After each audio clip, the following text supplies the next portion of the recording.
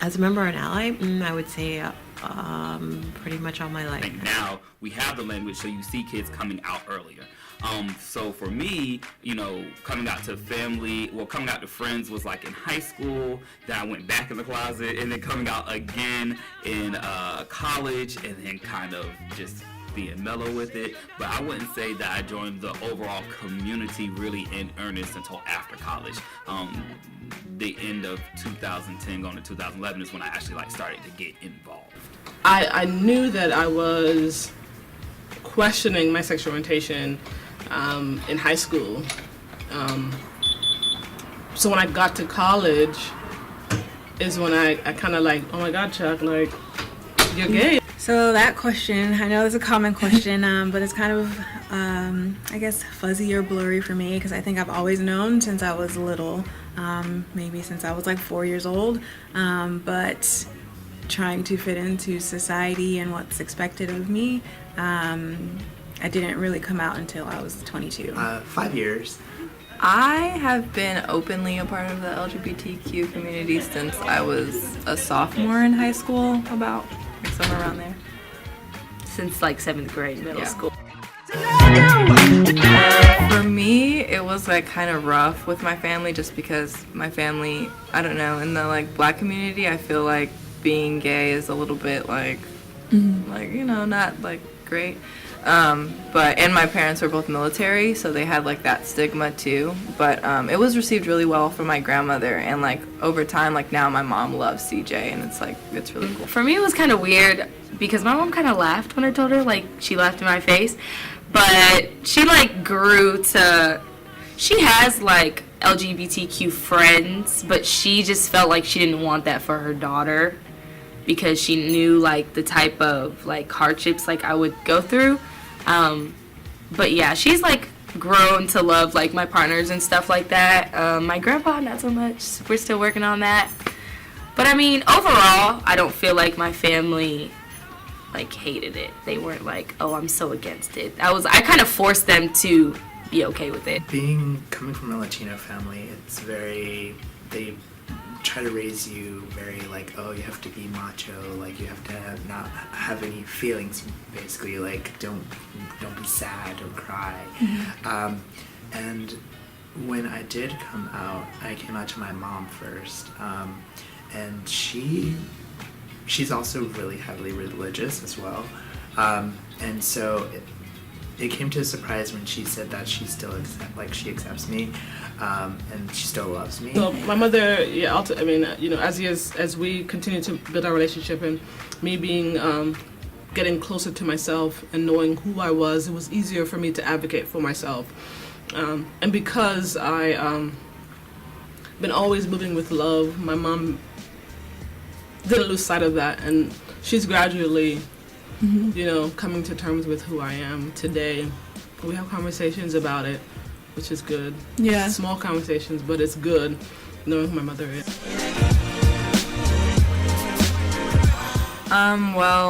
The family thing was a struggle, I guess, finding acceptance. When you get in a relationship and when you're in a serious relationship, you kind of expect that person to become a part of the family. And when you're LGBTQ, you don't know if that's a realistic thing that could happen.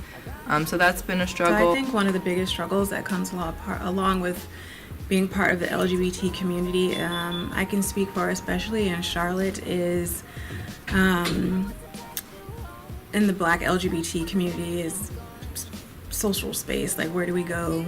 What is there to do?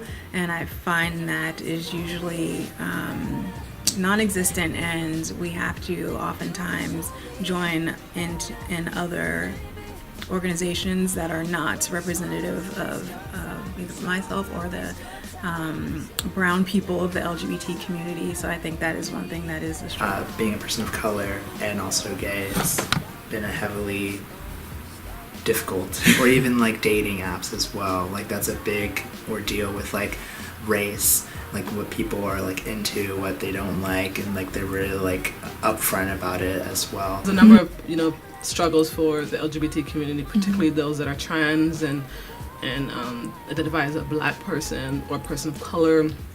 to go down the list of like housing discrimination, employment discrimination, them getting access to resources like mental health resources, and adding the layer if you are a black man or a trans woman, right? There's a lot. There's violence. It's probably the top for me. For me, yes. I mean, there's no other way I would like to live my life. I don't know about other people, but I love being part of the community. Sorry. No, go ahead. I feel like it's hard to say, like, if the good outweighs the bad truly, but I'm really, like, thankful that I am a part of the LGBTQ community, because it, like, I don't think that I would have as open-minded of a personality if I wasn't in the middle of all of these, like, kind of oppressed communities. Yeah. So, like, there's no way that I can be discriminatory, like, towards somebody else, because chances are I fit into whatever category, like, you're in, too. So I like that, and in that way I think the good does outweigh the bad, even though, like the good is that I am oppressed, I guess. But, I mean, the good is the things that comes out of the oppression, and, like, the personality and the characteristics and the fact that I can, like, empathize with people in that way. The sense of community, as well as the overall, like, acceptance that you get from people, like, and especially, like, being in an art school, like going to UNC Charlotte and being in the art program, you just have people that just accept you, and, like, you're just like, oh, cool, like, I didn't have to, like, and then there's a sense of, like, they are open-minded and, like, just, in a sense, yeah, they're open-minded, and they are just open to anything, and, like, they're just like, oh, you like this certain thing, oh, cool, like, good for So I you. think the good thing about that is that it provides an opportunity to, I guess, teach people or share the Black LGBT culture, because it is not the same as, it's different in every culture.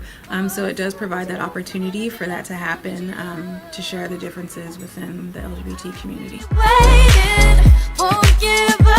So it's important for other Black queer youth to see that there's other Black queer people successful, and whatever successful means and feels like to them in that moment.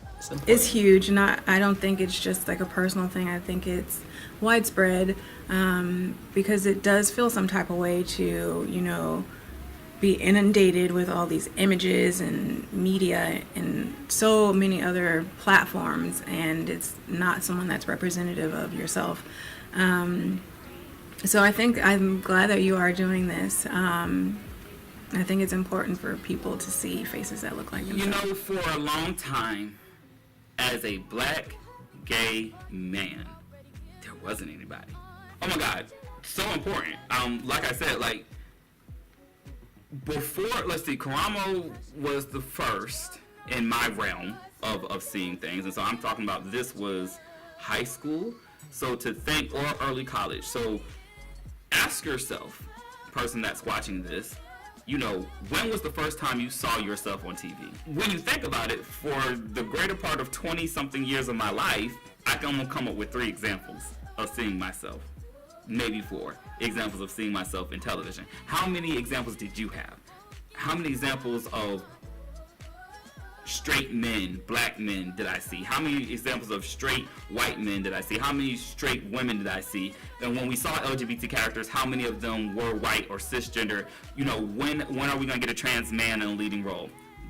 And so to think I've been on this earth 31 years and I'm only seeing myself 3 times in 31 years, it's so important. It's what gave me hope that I wasn't by myself. Representation tells that little gay boy who's not out to his family, representation on that show gives you that outlet, like, oh, I can have a life. Oh, I can imagine and see myself living, and I'm not imagining and seeing myself dead or killed or struck down by God. Representation is so important to that development and self-integrity that you build and vision for yourself by seeing it through others, and it's the safest way to see that without putting yourself out if you have to. It's a good thing to have representation, because then other people who are probably struggling through the same thing have somebody to look at or look up to. I think it's important that we do have representation. I think it's important that we have it in all walks of life. It doesn't mean that it has to be just LGBTQ or people of color or a specific religion. I think that we need to go back to the foundations of, hey, we're not all the same, and that's okay. Super Really important. If I didn't have representation, like especially on the YouTube side, like I wouldn't have any, I guess, sort of, this might sound a little weird, but I guess model my relationship after, like, because I don't feel like I have good examples of healthy, positive, romantic relationships. Like, it's just YouTube. So if I didn't have that representation, like, I wouldn't have a healthy example.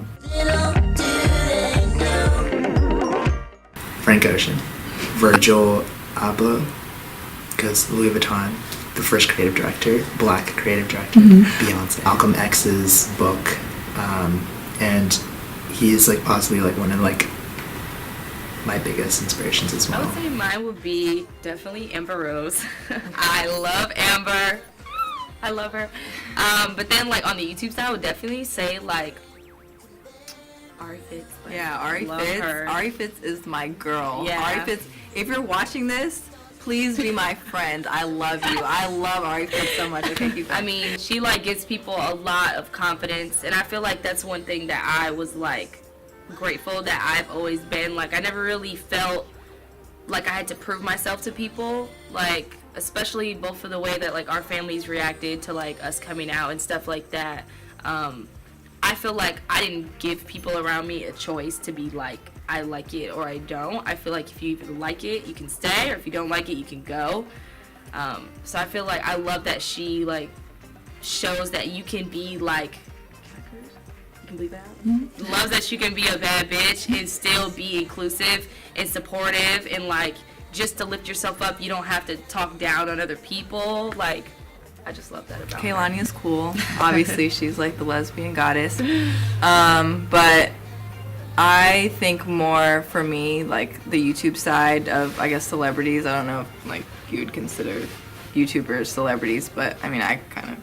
Anyways, yeah, they are really cool. Just because on a more personal level, like they highlight being LGBTQ and those issues that are associated with them, so I feel like I can relate to them more. Because when I think of this question, I think about Karamo from Queer Eye. I fell in love with his character and his personality and his style because it's the first time that I saw someone that looks like me. You know, working in the social services field, working with that. If you watch Queer Eye, his role is really to like mentor and bring that spirit or energy out of that person. That's really kind of his. It's more like a life counselor, even though I think they call him like fashion or something. I don't know what they call him. But the point is to see that like life counselor work that he does. Is really inspiring to me. So he's definitely somebody I look up to out of the few people I have to choose from. I try to surround myself with definitely some like work colleagues. I have a couple of friends that are both in my profession, but you have to kind of go out of your way to form these groups that are two black female fundraisers that the three of us meet and have dinner and chat about, you know, the good and the bad. So oftentimes when I am in need of advice, I go to people who are in a place that I want to be. May it be professionally, personally, romantically. I just look to those people of, like I said, or where I want to be. Where do I go with my dad? My dad, really my dad. And I think despite the previous adversity that we experienced when I was a teenager over sexuality, my dad, when he came back and apologized, like he never wanted to lose the father-son connection that we had. Because it's like, we might not like the same thing, we might not do the same thing, and you're doing some stuff that I ain't never heard of, but you're still James Rice III. Mostly like on the LGBTQ side, like I go on YouTube and I watch like Jan Booty, Ari Fitz, like Foxy, Hot Mess, like just... Or Amber's Closet. Yeah, Amber's Closet. Just like gay colored people on the internet. Just I like to see what they have to say.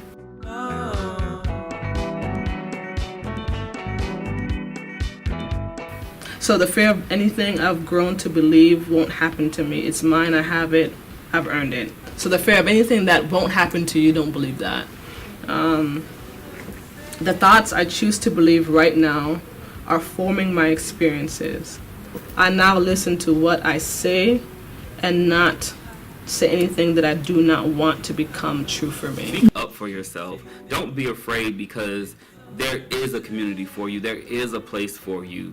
You will be fine. Like, I wish I just had the unction or the courage to just stand up and speak up for myself, because I think in so many things I just, oh, it's all right, oh, I'll let it go, oh, I will make myself uncomfortable for the comfort of others. And so I think to go back and tell him, look, it's not gay because you want to pull your pants up, it's not gay for all these other things, just be yourself, and the sexuality part will work its way out. And once you get to that place, arrive it, accept it, and then move on. Oh, what would I tell my younger self? Tell your mom sooner. And reach out more. I feel like, I don't know, like just walking in here is like really cool. Oh my God, I'm gonna cry. Don't cry. Go ahead. I don't want to cry on camera. It's okay. Say what you have to Okay, say. I just felt like growing up I was always like the only like LGBTQ like person that I knew, other than my girlfriend at the time, but like I felt like I never had anything like this, like open arms. Like, I wish that I would have prepared myself for the good what ifs and not just like been afraid the whole time of all the like really bad what ifs.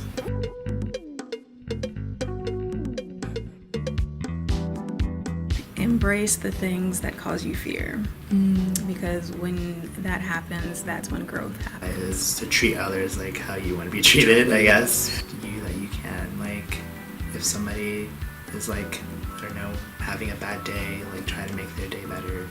Find your center. Find that thing that centers you and grounds you and doesn't sway you one way or another. Find your center, because when you find your center, James, everything else will work around you. I'm the same person. You and I just like two different things. Reflect and represent. Reflect and represent. Reflect and represent. Reflect and represent. Reflect and represent. Reflect and represent.